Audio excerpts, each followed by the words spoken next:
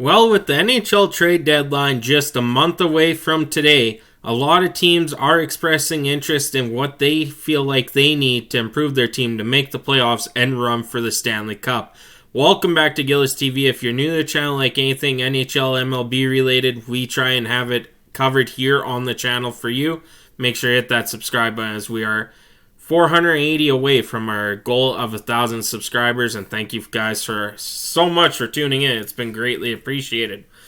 Now, we already seen the Vancouver Canucks go out and get Elias Lindholm from Calgary. We already saw Winnipeg giving up a first-round pick for Sean Monahan out of Montreal to help bolster their teams. A little piece of the Vancouver trade with Calgary, Chris Tanev was supposed to be part of that deal. That deal did fall through. So that ultimately shows that Vancouver is looking for a defenseman, and we might know who they're targeting next since they didn't get Chris Tanev. And per Philadelphia insider Anthony DeMarco, the Toronto Maple Leafs and Vancouver Canucks are interested in a defenseman, and it is not Sean Walker, it is Rasmus Ristolainen, the tall defenseman they have there. Ristolainen has 3 years remaining on his current deal, but given both teams would need salary retention, he speculates asking price starts with a first round pick. And like I said, gonna say here, a lot of first round picks are going to be traded this year. It's how the rental market's changed over the course of the last 10 years. Trying to find that rental is going to cost you a bit. Now, we'll start with Toronto. Toronto only has, I think, $35,000 in salary cap right now. They would need at least Philadelphia retain just at least 50% of that. I'm just trying to switch to where I have Ristolainen's contract here. And I believe, here it is. It is $5.1 million per year. So that's going 2 years after this year at 5.1. Toronto would need to really give up a lot of salary cap in order for that to work. And we got a couple names here, and of course, the first round pick's going to be the tough one for the Toronto Maple Leafs. And I started with the Maple Leafs because it will be a lot tougher for them to try and go after Ristolainen if this is true. Barring they don't have many of their first round picks, second round picks. So going into this year, they have their first, they don't have their second, they don't have their third, but they do have New York Islanders third. They do have Calgary and Vancouver's 5th round and Ottawa 7th, along with their 5th, 4th, and 6th rounds as well. So we're looking at more top-end picks here to try and get Ristolainen because you need retention. Then Philadelphia is going to want either a prospect that was a first-round pick in the last 3 years, or more first-round, second-round picks. The thing about Toronto, next 3 years, no second-round picks. They have New York Islanders third, their third in 2025 and 2026. They only have their first in 2024, 2026, but they do have their conditional 2025 first round pick as well. There was that condition. I'm not too sure where that was traded. I'm going to see if I can. Pick was traded away to the Blackhawks with Joey Anderson. So that's where that pick went. There. Let's see if I can get back here now to what I'm looking at.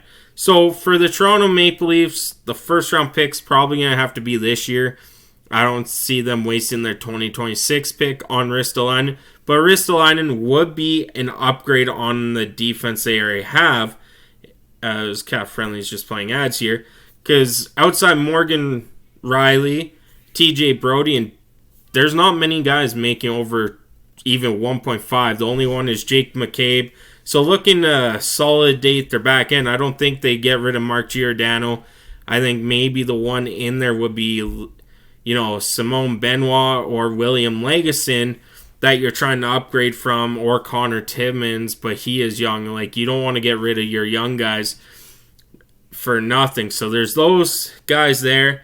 And like I said, they don't have much salary cap. If you are to dump a salary player, the ones I've kind of seen was, David Kemp would be the one, 2.4 million, or maybe you just move on from Max Domi, which I wouldn't recommend doing.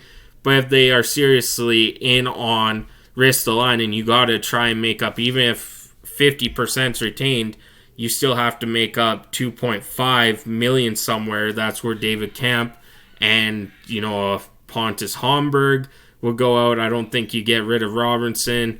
See, it's a lot of things, but if they are interested, this is why I'm not in those rooms. The money in, money out for Toronto, they can make it work. Now, for the Vancouver Canucks, a little bit easier for them in a sense to try and upgrade on their back end, which their back end's really good, but they're still trying to upgrade it here. So we'll go to picks first. We'll talk about that and salary cap here, as Vancouver has a projected salary cap of $1.866 million. So we're just going to say 1.9 to make it a lot easier. And they also have no first round pick this year, no second round. They do have their conditional third round, conditional fourth round, but they don't have many picks this year. So those picks would be coming from either 2025, 2026, which I could see for Ristolainen. You're giving up your 2025th, and you don't have any third rounders, and you're not moving your third rounder this year because that's your pick right there. You're probably moving a 2026 fourth rounder in this sense. Now, like I said, if it's 50% retained, you need to make up 2.55. And if you already have 1.9, like I said, we're going to round up here. You only need to move 1.4 million out of there. So looking at the roster, you're probably going to want to move a defenseman. And to make this trade kind of work, I think Ian Cole would be the odd man out in this scenario, because you want Ristolainen playing every day, and the sixth man to me would be Ian Cole at $3 million. He has been a good defenseman for the Vancouver Canucks, don't get me wrong, but if you're trying to upgrade, someone has to go. It happens all the time where you have to give up someone and whatnot. So Ian Cole would be probably the one I would say is on the chopping block if Vancouver tries to go with this. Now, they could keep Ian Cole as a seventh defenseman, but now we're getting into names like Sam Lafferty, Pius Suter, Teddy Bluger. You probably don't want to move any of those. I don't think you're moving Mikheyev. You just got Lindholm. Connor Garland's name's been tossed around here and there a little bit, but I don't see you moving them the way the season's going for the Vancouver Canucks. So you look at Ristolainen, and you just got to kind of see what fits the picture, and those names and picks are kind of the ones that are so on and so forth coming to conclusion about. But that is it for me today. Thank you so much for tuning in. I'm Gillis TV. Have a good one.